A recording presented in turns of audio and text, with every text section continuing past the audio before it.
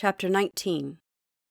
The morning of Yule found An and Skye at the Rath, slipping into the borderlands in the wee hours before dawn. Just beyond the gate a carriage waited. It was gold with green trim, and had the Griffin King's sigil emblazoned on the door. The driver had 4 handsome bays hitched up, and the page boy in green livery held open the door with high formality. She paused before stepping in. "I think you can let me go from here, Skye. I thank you for what you've done, but you've things of your own to do. I'll see you at dusk. Oh," she added, suddenly worried. "The hedge! Are they going to lock us in tonight?" At this, the page spoke up. "No, mistress," he smiled. "Tonight no one rides out in farce, and if we choose, we are welcome to come to the masque. We have to abide by hospitality, though. The king's gone once, a long time ago. They'll not put up the hedge tonight, and you'll not be late, so long as you arrive in time to the palace," he added pointedly. An nodded and let him hand her up into the coach. She waved to Skye as he watched them ride off. Skye did not turn back to the gate until the carriage had entered the tree-lined avenue and faded from sight. Even so, he barely made it through before the door closed as the sun peered over the horizon. She was right, though. He had a lot of preparation to do. Most of the festivals and rituals occurred outside, on the green behind the manor. Not so the Yule Masque. After 12 noon, everyone was run out of the house, even Shannon and Martha. Ian did something with his keys. Skye stood back and watched as Ian, Henry, Sorrow, Liberty, Gabrielle, and a woman named Magdalena all gathered around the house. He had felt the expenditure of magic. It had a rippling effect throughout the gardens, and when Ian reopened the doors from one of the skeleton keys on his ring, the interior was no longer his house. Skye walked through, gaping like a wonder-struck tourist. The outside of the house looked the same, except for maybe the garlands that draped the walls and windows, and the absence of the roof on the veranda. The inside was one large ballroom, with tall windows that glinted with frost at the edges. The floor glittered in whites and blues, and garlands of holly and evergreen draped the walls. The chandelier was made of icicles, and the fireplace at one end of the ballroom was large enough to have roasted an entire bull whole. Ian strode across the tiled floor with Mikey, Skye, and several others in his wake, and threw open the French doors on the far side. "Well, gents," he began, "time to fetch the firewood." They each grabbed an axe from where they gleamed against the wall and marched off into the wood to find a Yule log. By the time they had returned, dragging the enormous section of tree trunk behind them, the greensward and the surrounding grounds had undergone a transformation. There was a light dusting of snow on the ground, making the trees pretty as a painting, and the log easier to drag to the house. Sean and the others had been hard at work.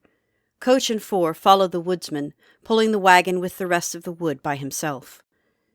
It seemed no time at all before it was time for everyone to get ready. Skye had chosen his costume carefully, portraying something he most certainly did not see himself as: Prince Charming.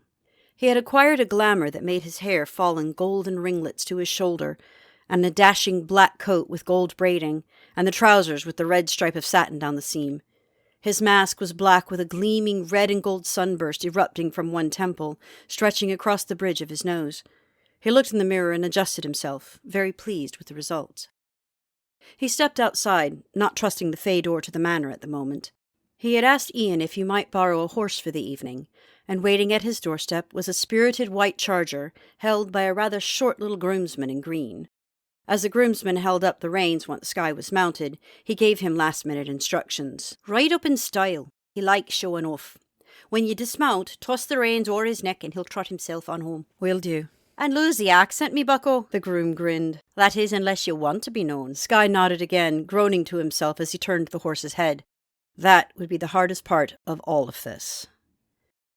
Skye's arrival was everything he had wanted. He rode up, the horse prancing and high-stepping up to the front door.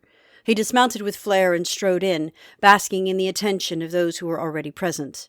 He came off as dashing and devil-may-care. The dancing lessons he had taken from Liberty had paid off. He had no shortage of dance partners as the sun began to set and more people drifted in. Very few arrived in pairs, but this did not confuse Skye. He knew why.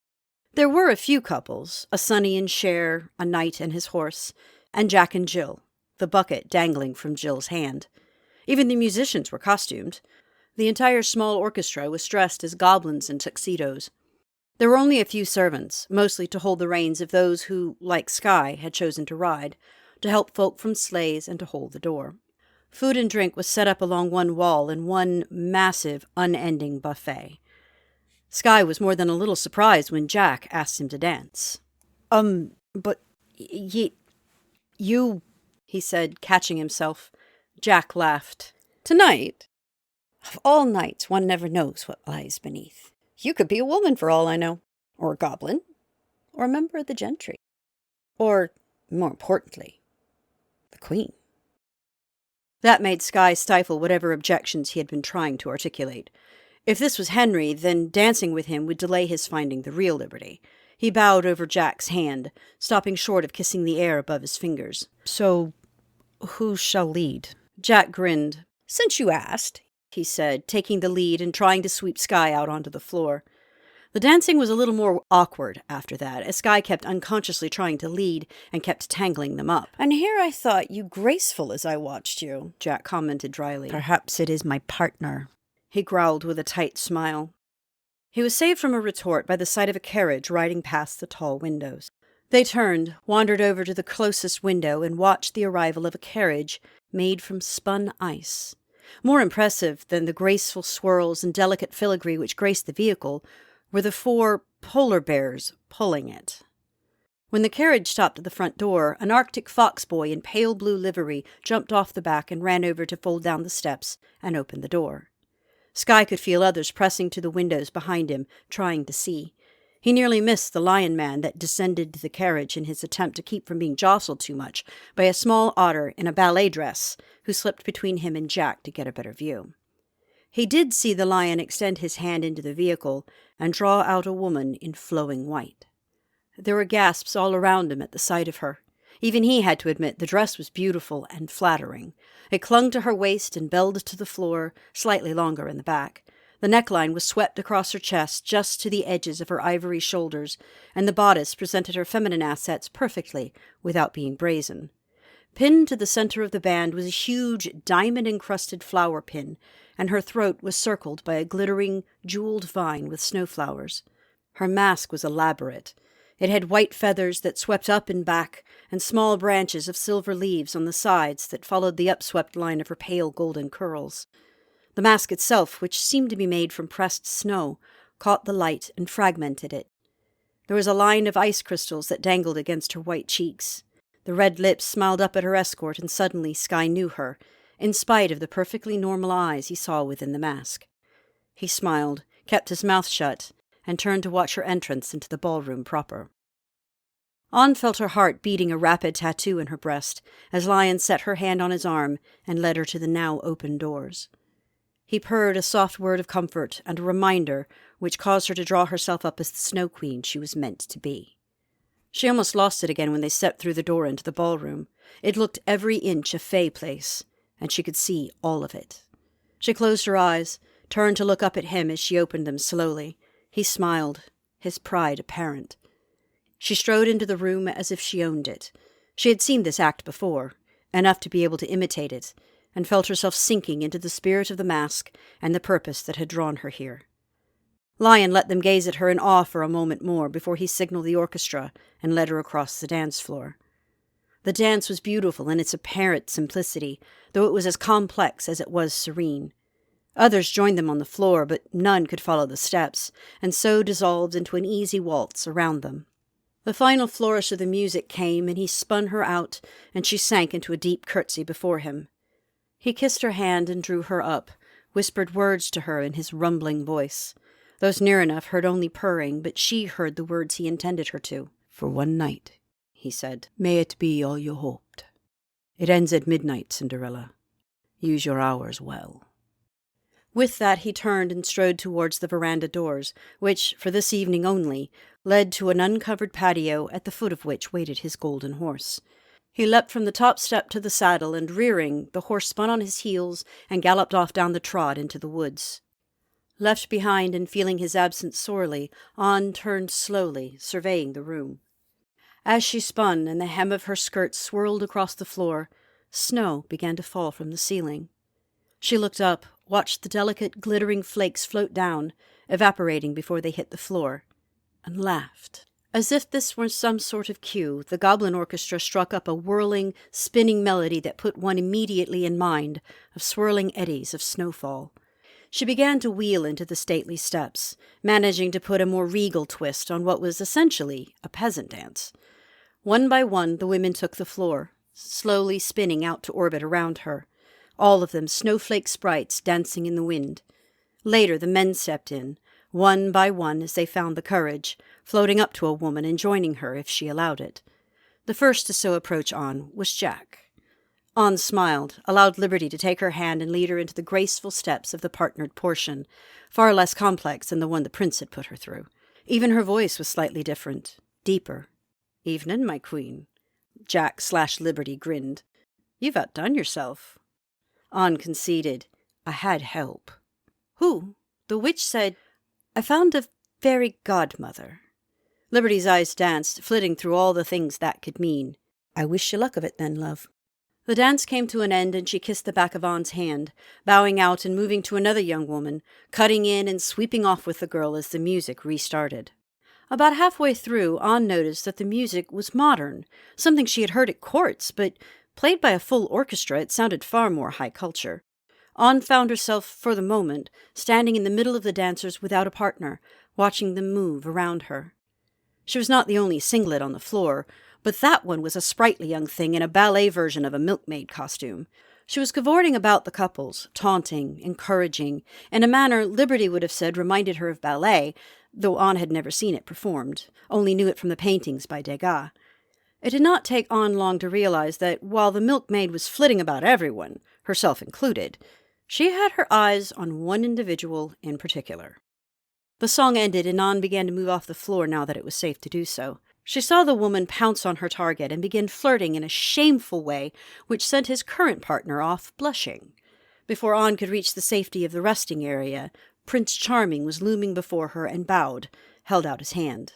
"My queen, will you honor me?" he asked. There was something deliberate in the way he spoke, as though he were trying very hard to cover an accent. She accepted and let him lead her back out onto the floor. He did not say much, just watched her with a smug look in his blue eye. Finally, she could stand it no more. "Is this something which amuses you, your highness?" she asked him, using his costume's title. He laughed, spun her around, and bent his mouth to her ear. "The prince outdid himself tonight. Or did his sister have more to do with your glamour?" She gasped, pulled back, and only with a great deal of effort resisted popping him. She put on her cold, Snow Queen demeanor, raised an eyebrow with convincing hauteur. "Cheat," she said flatly. He just laughed at that. "Worry not, your majesty. Your secret safe with me." He sent her out into a spin, pulled her back in. "Hell, I might be convinced to run a little interference. Trip Henry in your direction. Though it seems to me someone else has landed him, for a little while at least." An followed his gaze, saw the milkmaid with her hand on the backside of a man with long black curls in a bright red pirate coat and hat. They were headed out the patio door into the night. Skye escorted An over to the buffet tables, offered to get her something to eat or drink, and seemed surprised when she smiled secretively. "No need."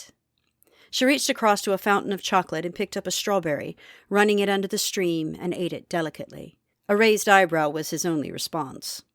He was thinking of saying something else, but whatever he had to say was cut off by the approach of a tall woman in a slinky silver evening gown patterned with snowflakes in tiny crystals. Her hair was the color of a raven's wing and fell in ringlets beside her deeply exposed and heavily corseted bust. Behind the black and silver feathered mask were eyes the color of ice. She slithered up and wrapped her arms around his arm and pressed her breast against him, looking up into his eyes with an easy grace. "Oh, Prince Charming, I've been looking all over for you," she purred. She was beautiful, and she smelled like heaven, but the eyes were wrong. Skye knew they could just be a glamour, but still, something in his gut recoiled. Skye turned to An only to find her gone, along with any excuse he might have had. He decided to do the polite thing, in case this was the witch, for instance, and offer her a single dance. "My lady," he said with deliberate formality, "may I have this dance?" She flashed him a smile that would have melted most men, and pulled back enough to curtsy and let him go through the rest of the little ritual. As he took her out onto the dance floor, he examined what he could see of her. Her jawline hinted at a perfect oval face and an aquiline nose. Her lips were full and pouty, perfect for kissing, even though that was the last thing he wanted to do to them at the moment. Her breasts were bounteous over a slim waist, though she did not have much in the way of hips. She was most men's definition of beauty. He glanced over at On, dancing again, this time with a tall, lean young man in a green suit. He had never thought her plain, as he had heard her described at the camp. But tonight she was radiant. She truly was the most beautiful woman in the room. Even the beauty he danced with looked more like a goose and a swan compared to her tonight. It did not change his heart, however. His eyes did a sweep of the room, looking for someone with the dancing skills he knew Liberty possessed. So far, the only women showing that kind of skill were the milkmaid, Jill, and someone who looked like she might be the Lady of the Lake. He sighed, returned his attention to the viper he was partnered with. She made attempts at conversation, trying to draw out of him clues as to who he might be. He deflected them back at her, perhaps leading her on to believing he was someone he was not. When the dance was over, he bowed, excused himself, and ducked out quickly as someone else came up to vie for the woman's attentions. Anne spent nearly as much time sitting watching the world dance by as she spent dancing herself. Occasionally someone, usually one of the women, would sit and talk for a while and then move on. Most of the conversations were about how their significant others were absolutely clueless. Anne watched the crowd, looking for someone herself, seeking some sign that might mark him from the others. The pirate returned, looking very self-satisfied, and the milkmaid moved on to riper pastures. He spied On sitting across the room, looking every inch the regal Queen of Winter, chatting quietly with Jack, and purposely strode over. Jack leaned back in the chair, crossing his legs in a manly manner and trying his best to look lazy. The pirate bowed flamboyantly to On. "Captain Henry Morgan, at your service, my queen." On smiled coldly, nodding. "Your obeisance is accepted." This threw him off a bit, and he straightened, eyeing Jack warily as if fearing he might be a rival. "Might this humble servant have the honour of this dance?" On stood.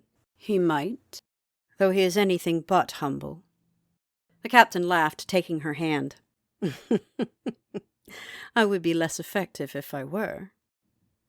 As he drew her to the floor and swung her into position, she maintained her cool smile and aloof demeanour. "And what exactly would it be that you do for me?" He pulled her uncomfortably close. "Keep your Majesty safe from marauding Englishmen." "And who is to keep me safe from marauding privateers?" He laughed at that and loosened his grip, trotting her across the floor in what he thought was fancy footwork. "Ah, my queen, I protect you even now. You see that other pirate over there? The one in black. The dread pirate Roberts?" On glanced in the direction he aimed their joined hands. There was a man there in a black pirate shirt, black pants tucked into tall suede boots. There was a pouch slung at his belt and a strap across his unlaced chest. His hair and face were hidden by a scarf with an eye mask sewn into it, completely obscuring the upper half of his head, except for the piercing brown eyes that seemed to watch her as if she were an enemy ship on the horizon. "That one, yes," he said, turning her away from him, blocking the man's view. "He's been stalking you, circling you like a shark," he said, turning the pair of them in circles as if to illustrate his point. "I can't have that. I won't have Griffin Boy beating me to the punch. I must say, though, my dear, you have led me a merry chase and damn near had me fooled. But I have found you, my queen." "What makes you think?" He bent to her ear, giving her once more a view of the other man. "Your crown is showing." He leaned back. "Metaphorically speaking, of course." The man in black put On more in mind of a highwayman than a pirate, whoever this dread Roberts was. He was watching the milkmaid, about to approach her when she grabbed someone's rear and he veered away, choosing instead fair little Jill. There was something about him which frightened her a little. She turned back to Henry, for she knew it to be him now, aware he had said something, but not aware of what. "Are we not?" he repeated. She returned his leering grin with her coldest smile. "We are not." He looked indignant. "You're not even going to tell me I'm right!" His eyes narrowed, and she began to see hints of holly beneath the rim of his hat. His accent of a British gentleman turned privateer slipped. "You're just doing this 'cause you found out about the betting pool, making me lose. Well, I've already lost my slot, cousin dear. You could at least throw me that bone." She heard the song come to an end and tried to step back from him. He did not let her. "The only bone we are likely to throw you will be your own if you do not unhand us." "Royal Wheeze?" he asked, wide-eyed. "Really?" She stiffened in his grasp, her expression ice. She did not raise her voice, but there was all the more threat for its softness. "Unhand us, pirate, or we shall revoke your letters of marque, and ye shall find thy next dance partner to be the rope-maker's daughter." He let go immediately. She took a single step back. "Come midnight ye shall learn if thy bet is won or lost, not before." She then turned and walked away. She decided she needed a little air and went out onto the patio. The sky was alive with stars, and she set her hands on the low marble rail to look up at them. They were not quite the ones she remembered, but they were real, and she could see them. And they were beautiful. There were tiny fay lights woven into the garlands of holly and evergreen that decorated the patio rails, and more scattered out among the low lover's maze she could see off to her left. From the flickering patterns of some of those lights, she guessed it was in use tonight. No doubt that was where the milkmaid had taken Henry. She was aware of a few other people nearby, at least one couple cozying up in a corner of the patio behind her, and a few others walking not far away. Therefore, she was surprised to notice another presence, one with a bit more menace. She stood straighter, wishing she had her shillelagh, and slowly turned. The highwayman was there, by the door, watching her. It seemed the more he watched her, the angrier he got.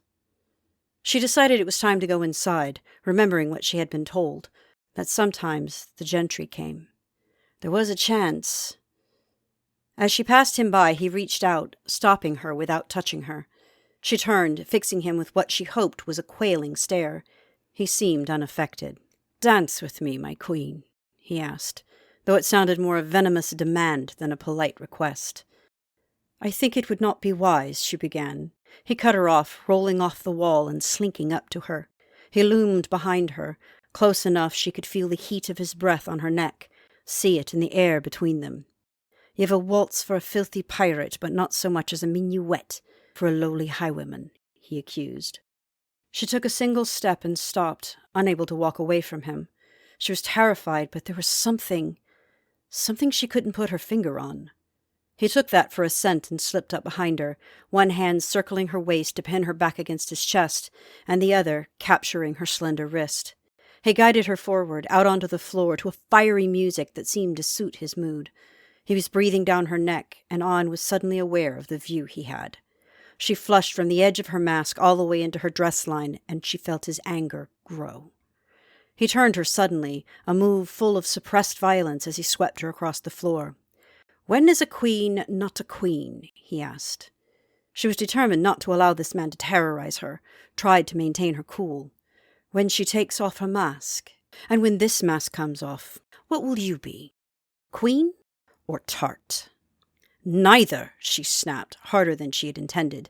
This anger was beginning to ring familiar, though the last time she had seen it, it had not been aimed at her. Now it was. "Why have you been watching me, stalking me?" He scoffed. "Stalking? That the pirate's word. You didn't notice me until he pointed me out. You were skulking, and I was enjoying conversation. Answer the question." "I was looking for someone. I was hoping you weren't she, but I fear I may be mistaken. If I am, then she is not the woman I thought her to be." Her heart skipped, threatened to not start again. "And why would that be?"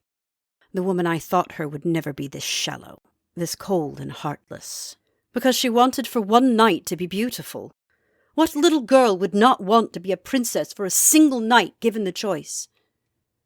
As their tongues sparred, the moves he guided her feet through also became combative, each of them fighting for hard-won ground, and Anne feared she was losing, and suddenly realized she wanted more than anything not to lose this one.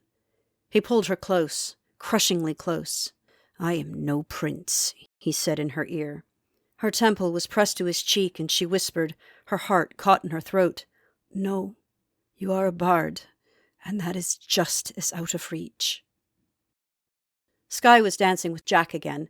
They had finally sussed out who was leading, and Skye was dancing much better. "I take it back. You actually are a fairly good dancer," Jack said teasingly. Skye smiled, remembering who'd taught him. "I had a good teacher."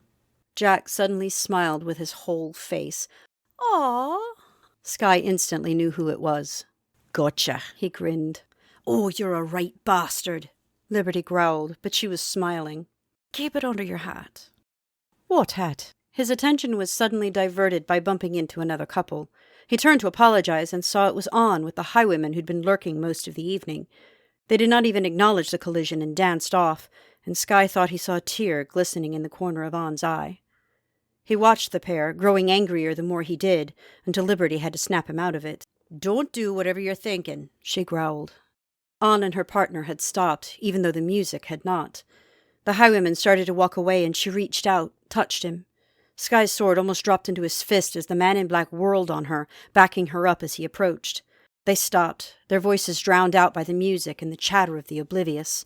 She set her hands on his chest, pleading or explaining.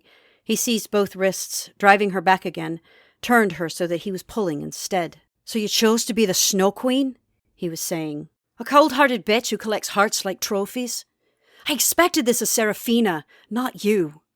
She gave a rueful laugh, tried weakly to free her hands from his iron grip. "It is a winter ball. A come as you aren't. I chose something I was not, that would attract Henry." His grip tightened. "Henry? You want his kind of attentions?" "No! I wanted to help Liberty, to distract him so he couldn't find her. And I've done it. He stopped looking for her. He thinks I'm—" He growled suddenly and let her go, thrusting her hands away from him as if their touch burned. He was still frighteningly close. "You thought this layer of ice and snow would protect you from those kinds of attentions? Foolish girl. You see this?" he snarled, indicating his costume. "This I so very nearly was, but that she heard me sing first. Something like this," he indicated her exposed shoulders, "would have attracted my attentions all right. As prey." On felt her throat growing tight, fought back her tears with anger. "You can have any woman you want. How can I compete with that? Just once I wanted to be worthy of your attention." He softened suddenly, a terrible sadness in his eyes as he reached out and brushed her cheek with the back of his fingers. "What you fail to understand, Ciobranach, is that you already had my attention. You were already worth it. It was this." He stroked her cheek again as she flushed, as he knew she would. "This blush of innocence. Innocence is lost," she said softly. He continued as if she hadn't spoken. "And your high collars and your hidden ankles. All of it. True modesty hiding such strength, such self-sacrifice. Aye, I have women throwing themselves at my feet." His arm went out in a sweeping gesture to encompass the whole room. "I want none of them. Nothing of them. Their beauty is only outward, and inside they are shallow and still, or if there is any depth, it's either rotten and foul or an empty void. You—" He stepped closer, and this time she did not back away. "You're pleasant enough to look on, but your beauty lies here." His hand on the bare skin over her heart was so cold it burned. "And here." Fingertips brushed her temple around the silver leaves of her mask. "You're a well, Ciobranach. Strong and steady to last. Fresh enough to slack any thirst, and deep enough for a man to lose himself forever. Your heat is buried deep, and heaven help any man what finds it." He pressed his forehead to hers, closed his eyes, breathing deep of the scent of her. On felt a single tear run down her cheek, down her throat to her breast. Tonight he smelled of the open road, a snow-covered, blood-spattered road. "You don't deserve me. 'Tis I who are not worthy. You deserve better, more. I'll only break your heart, Ciobranach." They were interrupted by two things. One, the sound of a church bell beginning to toll midnight in the distance. Two, Henry. He approached, laid his hand on Johnny's shoulder, and pulled him off On. "Here now, Roberts," he snorted. "I'm claiming my queen. You've had more than enough time with her." Johnny's lips narrowed, tightened, but he did not argue. He stepped back and allowed Henry to take his place before the Snow Queen, bowing sarcastically. "All yours, Morgan, though you may not find her all you expect. And for the record, your majesty," he added to On, "that one's less worthy than any of them." Henry started to growl something else, but the highwayman turned and walked away.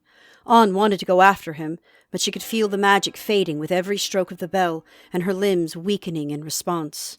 Her vision was beginning to cloud over. The next thing she knew, Henry was untying the silk ribbons that held her mask in place, and she reached up to catch it and lift it out of her hair. Around them everyone was unmasking, with gasps of shock and gales of laughter, and more than one wife smacking her husband. Henry stared down at Anne, stupefied that he had been so wrong. He looked up, saw Liberty standing next to Skye, waving at him.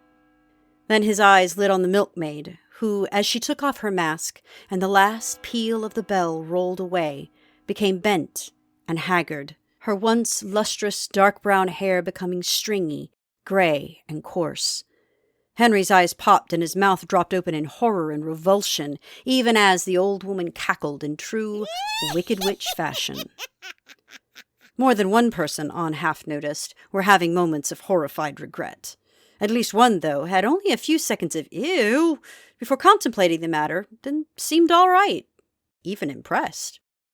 Anne's eyes cast about, looking for Johnny. He was by the French doors, walking out, his mask still on. She ran, stopping in the doorframe, called after him. He paused, slowly turned. He took her in, from her honey-brown hair, still elaborately dressed in a cascade of curls and sprays of crystals, to the fairy damask gown that she still filled rather nicely, even though the artificial beauty had faded. Her eyes were once more dark voids swirling with mist and fog, and tears glittered in their corners. He crossed back to her, regarding her with the tip of his head, a very raven-like gesture. He looked up to the lintel of the door above their heads, then, without warning or preamble, he seized her, crushing her against him, and kissed her. It was long and deep and passionate, full of his temper and his fire, and something she dared not name.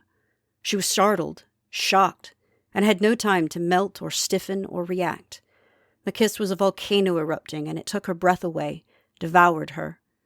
Everything stopped in the wake of that first kiss. The world, time, her heart, all thought. Then, just as suddenly, it ended, and, with a rush of white feathers against her cheeks, he was gone, and she was cold and alone in the doorway, without a thought in her head. Quite reasonably, she slipped to the floor in a dead faint. There was a roar from behind her as Skye rushed forward, pushing Mikey aside. He checked her over, glaring off into the night at the white raven winging away. Liberty was there, the voice of reason and control, ordering someone to fetch a couch and telling Skye to pick her up. Skye obeyed, gathering her up easily, and growled. "I'll break his manky wings for this." Liberty popped his arm. "You'll leave him be is what you'll do," she snapped, shooing people out of the way as they brought her to the fainting couch Mikey carried in. After what he just did? "All he did was kiss her under the mistletoe, you Highland ass!" she snapped, began to rub Anne's wrist. "I may not be experienced in the arts, but a kiss shouldn't have that effect." Liberty put her hands on her hips and glared up at him, held up her fingers counting off her points. 1, that was probably her first kiss. Ever. 2, that was intense. Passionate. Hell, it'd have curled even my toes. 3, it happened sudden and in public, and she's Victorian. Add those up and Phaeton's a perfectly reasonable response. Now the lot of you back off! She's going to be mortified enough when she comes to. Most began to move away, though Roulette trotted up, handed Liberty a small vial which she broke and wafted under Anne's nose. Anne came to with a start, trying to escape the foul stench. She sat up slowly. Her vision was foggy, not even Liberty was coming in clearly. It was like walking from bright sunlight into a darkened room. It was getting better, but slowly. Roulette was leaning over the back of the couch, smiling down at her. "Your coach melted, I'm afraid." "What?" she asked, looking over her shoulder, confused. "Your coach. It was out front all night. It just melted, polar bears and all." She glanced down at the ice on her breast and on her throat. "Luckily, that's the only thing. You still got your bling, girl." Liberty fingered the pendant. "That is lovely. How do you feel?" "Embarrassed, heartbroken, tired and blind," she sighed. "I'll be fine." Liberty laughed softly, elbowing Skye as he loomed too close. After that, I imagine it will be a bit before you're fine. Either way, we have to go outside shortly. Even the orchestra's packing up. Skye looked over at the band, was surprised to see they were still what they had seemed to be earlier. Goblins in tuxedos. The man who had been dressed as the djinn, complete with blue skin and Arab clothing, was handing the conductor a bag. He turned around after the exchange and began to cross the floor, telling various groups to grab what food they wanted and head out to the green. It was Ian. Henry was suddenly there, glaring at Liberty. You planned all of this, didn't you? He accused. Well, I didn't plan on the highwaymen or have aught to do with what Baba did to you, she began, though a faint twinge told on this was not entirely true. She laughed as Henry shuddered at that. Well, that's not to say I didn't enjoy it. You brought it on yourself. If you'd not been bragging you'd know who I was by chating, I'd never have gotten the idea to go to the witch in the first place. Henry started to say something, reaching for Liberty's hand, but Ian's voice stopped him. Not so fast, Henry. You're forgetting something. He turned, glared over at him. She's mine till you win her, green man. Ian laughed. What you're forgetting, Hully King, he said deliberately, is that neither of us found her, so neither of us starts with her. 'Tis on even ground we are, boy. No early spring, no long winter. Henry growled, but dropped his hand. Shall we battle, then? He asked sarcastically. Ian nodded. He took a moment to check on Anne. You all right, lass? I will be. I can walk on my own, she said, standing. She was still flushed, but managing. He nodded again as the group began to head for the door. Liberty took Anne's arm, remembering she did not have her shillelagh with her for a guide. What'd you pay them with this year? She asked her father. He chuckled. A handful of gold coin and a brace of Rubik's cubes. That ought to keep him happy some while. As the others laughed at the joke, which Skye did not get, he stripped off his jacket and tossed it along with his shirt over the back of a rocking chair on the newly restored veranda. Oi, Chief, he said. Have ye any paint? Ian looked back at him. No, I've no woad. Not a real war. Skye sighed. Had to ask. As he stretched, his naked chest rippling in the light of the newly kindled fires, he heard several whistles and calls of appreciation. The loudest was from the old woman who trailed behind, looking like the cat that ate the canary. She winked at Henry, who could not suppress a shudder, and he hurried out to the field to round up his side. Someone brought Skye the wooden claymore. Try not to break any heads with that, Ian called as he strode out onto the field. Liberty led Anne and a handful of others, mostly women, but not all, over to the bandstand to sit and watch the battle. One of the fires was near enough to provide sufficient heat, even though the night was warm for December as far as Anne was concerned. She found herself seated between Liberty and Solitaire, as Roulette had gone out onto the battlefield. Henry came over to them as the final groups were lining up and got himself a kiss from Solitaire. Liberty scowled at him, teasing. Oi! Getting kisses from someone other than your queen in front of your queen's bad form. Bad luck for you. He growled at her, peeling off his coat and hat to allow his antlers free rein. Taking a kiss of an unwilling woman into battle's worse luck, wench. The women in the pavilion laughed at that, and Solitaire shooed him off. Anne could begin to see some of the combatants. Ian had gone full griffin, and as he trotted up to square off against him, Henry went full stag. Ian was enormous. Even Skye standing near him seemed small. Ian's voice was loud and clear as it rang out over the battlefield. I, Ian Griffin O'Keefe, the Oak King, challenge for sovereignty. The days are growing long and warm, and your time on this earth is done. Lay aside your crown, or I'll break it from your head. And 'tis welcome ye are to try, you nut-headed antique. With that, both armies rushed forward, and the melee began. Anne was still too absorbed in recent events to watch the battle with any interest. She was only just beginning to see more than the strongest magics. Everything else was still a blur.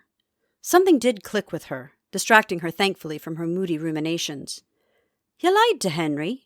Sort of. You did have aught to do with Baba and he... She blushed and didn't finish her sentence. Liberty and Solitaire both laughed, and Solitaire leaned in. Well, she made the agreement, but I had more to do with that little bit of embarrassment. You see, her price for the charms was a bit of Henry. A button, a hair, anything from his person. Liberty grinned. So I got him alone in the maze and got a hair, she said, leaving a great deal unsaid to preserve Anne's dignity. It had been bruised enough that night. So she used it to cheat the magics and find him? Anne asked. Liberty nodded. He's been a mite rude of late, and she felt he needed some taking down. Poor old girl doesn't get laid that often. She takes it where she can get it. Hear, hear, Solitaire crowed, raising her glass and toast. Anne found herself blushing nonetheless. Someone in the back cringed and made a sound of sympathetic pain at something that happened on the battlefield. You did a brilliant job with Henry, though, Solitaire added, laughing. That touch about removing his letters of marque had him convinced. He thought you were referring to his gonads. Liberty laughed. That would seal the deal. That was not what I meant, Anne blushed. Just as well. Not that he'd ever have considered that I'd be dressed as a man, she chuckled. They watched the war below for a bit, the only noise, the sounds of battle, and the cheering on of people watching. Anne found her fingertips brushing her lips thoughtfully. Remembrance left her warm inside as she pondered what it could have meant. That was some kiss, though, huh? Solitaire's voice drifted in through Anne's reverie. Liberty glared over Anne's head at her friend as Anne began to blush again. Solitaire put her hands up in surrender. I wish I had a man would kiss me like that. Just saying. Still not a conquest, came the snide voice of the woman in silver. Anne looked up to see Serafina lurking in the corner, watching her. She was surprised by the calmness of her answer. Conquest implies seduction, not courtship. I love them and leave them. One does not waste a great deal of time or effort on conquests. So how long is long enough before you give him your other cherry? Serafina, Liberty snapped. That is quite enough. Either comport yourself with some decorum or get off elsewhere. Woman's done naught to you to warrant that kind of venom. You can't banish me from the rest, Liberty, for all you're the ritual queen and the chief's daughter. Liberty stood, every inch, both of the things the woman had just accused her of being. Oh, can't I? The ritual is in full swing, and I hold all powers in matters of my court. As for the other, with your reputation, do you really think Da will even ask for a reason, should I ask? She didn't wait for the woman's response before she continued. And don't even think about bringing that shite into my bar. I know what you were trying to do all last month. I even suspect you're goading her or any other of my patrons, and I'll have you thrown out like the trash you are. Anne saw something flash in the woman's eyes and reached up, setting her hand on Liberty's arm to warn her. Not on my account, she whispered. Serafina humphed and stormed off, disappearing into the night back towards the carriage house. Anything more was interrupted by a bellow like that of an elk being taken down, and the cry of an eagle in triumph. Then the crowd was parting as Ian strode forth to claim his prize, filling in his wake. The wreath on his brow grew into a shining crown of oak branches, the leaves a verdant green, and subtle hints of mistletoe interwoven. He stood before the bandstand, mostly man again, and looked up to his daughter who stood on the top step looking down at him. Vines of winter flowers and greenery had grown down around her jack costume and formed a rough gown. The coronet on her shining brow was made of fur, with bright hollyberries and edelweiss. I am Duke King, and a lightning year is mine, Ian announced, his voice deep and loud enough for all to hear. She nodded her head regally, looking out over the two armies made whole, beaten and sore. I am yours, my king, I and all my gifts. Ian knelt before her as Henry had 6 months past, arms spread. Your blessing, I beg, bright May, for we are tired of the cold and the dark, and long for spring. She descended the steps, stopping on the last, and placed the healing kiss upon her father's forehead. For extra measure, she plucked a snowdrop from her gown over her heart, and tucked it into his crown.